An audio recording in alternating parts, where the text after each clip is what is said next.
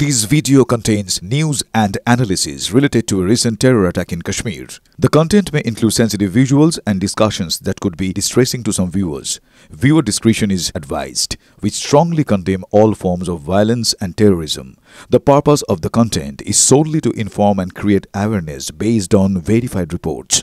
Top quality और consistent performance के लिए सिर्फ सिल्वर पंप नाम याद रखना। উপত্যকার বুকে প্রত্যাঘাত শুরু হয়ে গেছে, প্রত্যাঘাত জারি রয়েছে। একের পর এক জঙ্গির বাড়ি ধ্বংস করলো সেনা। সোপিয়ানে আদনান শাফি নামে জঙ্গির বাড়িতে বিস্ফোরণ। গত এক বছর ধরে বিভিন্ন জঙ্গি কার্যকলাপের সঙ্গে যুক্ত এই আদনান।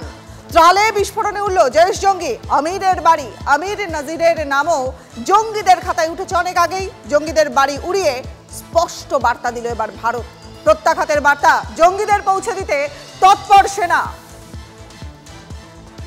উপত্যকার বুকে জারি রয়েছে প্রত্যাঘাত। একের পর এক জঙ্গির বাড়ি ধ্বংস করে দিল সেনা। সোপিয়ানে আদনান শাফি থেকে শুরু করে একের পর এক ত্রালে বিস্ফোরণে উঠল জৈশ জঙ্গি আমিরেরও বাড়ি। আমির নাজিরের নাম জঙ্গিদের খাতায় আগেই ওঠে এবং জঙ্গিদের বাড়ি উড়িয়ে দিয়ে একের পর এক জঙ্গিদের বাড়ি উড়িয়ে দিয়ে স্পষ্ট বার্তা ভারতের।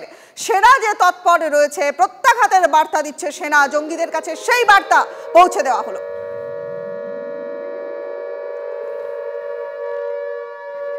जो स्थानीय लोग थे या जो मीडिया कर्मचारी थे वो आधे रास्ते तक जा पा रहे थे, लेकिन फिलहाल अब जिस तरह वहाँ इन्वेस्टिगेशन एजेंसीज की मौजूदगी है तो उस पूरे इलाके को एक तरीके से फिलहाल अपने माशरे में लिया गया है ताकि पूरा जो रूट है और जो मीडोज है उन्हें खंगाला जाए ताकि हमलावरों के बारे में और जानकारी मिल पाए।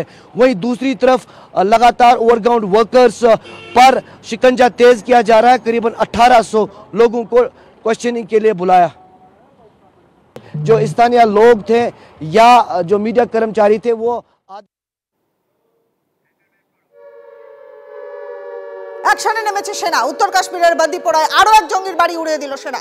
জামেল আহমেদ শের গজির বাড়ি ভেঙে দিয়েছে এবার সেনা। 2016 সাল থেকেই জঙ্গি কার্যকলাপের সঙ্গে জড়িত জামেল। ছবিটা একবার দেখুন, আরো একবার আপনাদের জন্য সেই ছবি।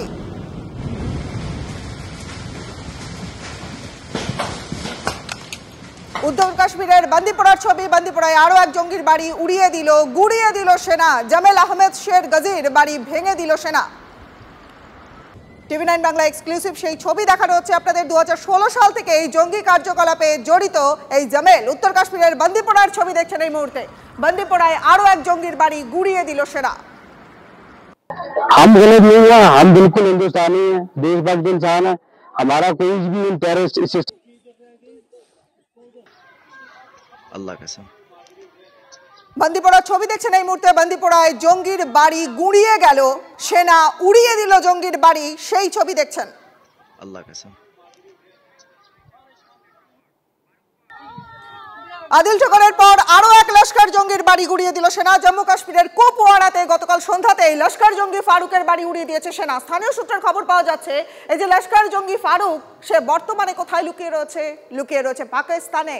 প্রত্যাঘাতের বার্তা জঙ্গিদের কানে পৌঁছে দিতে এবার তৎপর ভারতীয় সেনা।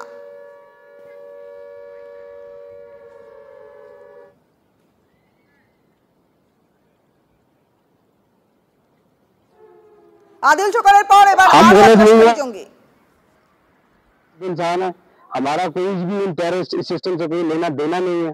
हमारी तरफ से जो टेररिस्ट है वो पाकिस्तान में हो या इधर हो, उसको जहां मिले ढूंढ के मारो। लेकिन ये जो मसला किया ये इन्होंने वारदात की, ये हमारे साथ हुई है। ये जो भी जलाया गया ये हमारी प्रॉपर्टी जलाई है, ये उसकी फारूक की नहीं जलाई। ये मेरे फादर का मकान था, इसमें कुछ भी जो भी कुछ था वो हमारा था। দেখতে পাচ্ছেন অল আউট অ্যাকশনে ভারত। জঙ্গি দমনে একেবারে অল আউট অ্যাকশনে ভারত নেমে পড়েছে। জঙ্গিদের পরের পর বাড়ি একের পর এক বাড়ি গুড়িয়ে দিল, প্রত্যাঘাত নেওয়া হলো। পহেলগাঁওতে হত্যাকাণ্ডের জঙ্গি এহসান আলী হক পুলওয়ামার মুরান গ্রামে রাতভর সেনা অভিযানে তার বাড়ি বিস্ফোরণে ধূলিসাৎ করে দেওয়া হলো। ছবি দেখছেন, বাড়ি গুড়িয়ে দেওয়া হলো মুরান গ্রামে। টিভি9 বাংলার প্রতিনিধিরা। 24 ঘন্টায় অন্তত 4 জন সন্দেহভাজন জঙ্গির বাড়ি কার্যত গুড়িয়ে দিল ভারতীয় সেনা। এই মুহূর্তে আমরা দাঁড়িয়ে রয়েছি পুলওয়ামা জেলার মুরান গ্রামে। এই গ্রামে যে বাড়িটা এই মুহূর্তে কার্যত ধ্বংসস্তূপে পরিণত হয়েছে, অন্তত 3টে বাড়ি। এটা পুরনো একটা বাড়ি, এখানে আরেকটা দোতলা বাড়ি ছিল এবং আমার ঠিক পাশে আরেকটি বাড়ি রয়েছে। এই তিনটে বাড়ি আহসান আলী হক নামে এক সন্দেহভাজন জঙ্গির বাড়ি। 2018 সালে তার বিরুদ্ধে অভিযোগ, 2018 সালে সে এলাকা ছেড়ে সীমান্ত পেরিয়ে পাক অধিকৃত কাশ্মীরে সে পাক জঙ্গি শিবিরে সেখানে প্রশিক্ষণ নিতে যায় এবং তারপরে ভারতে ফিরে সে সক্রিয়ভাবে জঙ্গি সংগঠনের সঙ্গে যুক্ত, যেটা এলাকার মানুষ, গ্রামের মানুষও স্বীকার করছেন। এবং কালকে রাতভর সেনা অভিযানের পরে এই বাড়িটি কার্যত গুড়িয়ে দেওয়া হয়েছে। এই রকম গত 24 ঘন্টায় 4টেরও বেশি বাড়ি যেখানে সন্দেহভাজন জঙ্গিদের বাড়ি এবং যাদের পহেলগাঁও হত্যাকাণ্ডের সঙ্গে যোগ আছে বলে সন্দেহ করা হচ্ছে তাদের বাড়ি এইভাবেই ডেমোলিশ করে একটা কড়া বার্তা দেওয়া হচ্ছে ভারতীয় সেনার পক্ষ থেকে। ক্যামেরায় তুষারের সঙ্গে সিজার, TV9 বাংলা, পুলওয়ামা। দুবরাজপুরে ফের বোমা বিস্ফোরণ। খোয়াজ মোহাম্মদপুর গ্রামে একটি ফাঁকা জমি থেকে 60টি বোমা উদ্ধার করলো দুবরাজপুর থানার পুলিশ। বম ডিসপোজাল স্কোয়াড এসে বোমা নিষ্ক্রিয় করে। কারা বোমা রাখলো তদন্তে পুলিশ।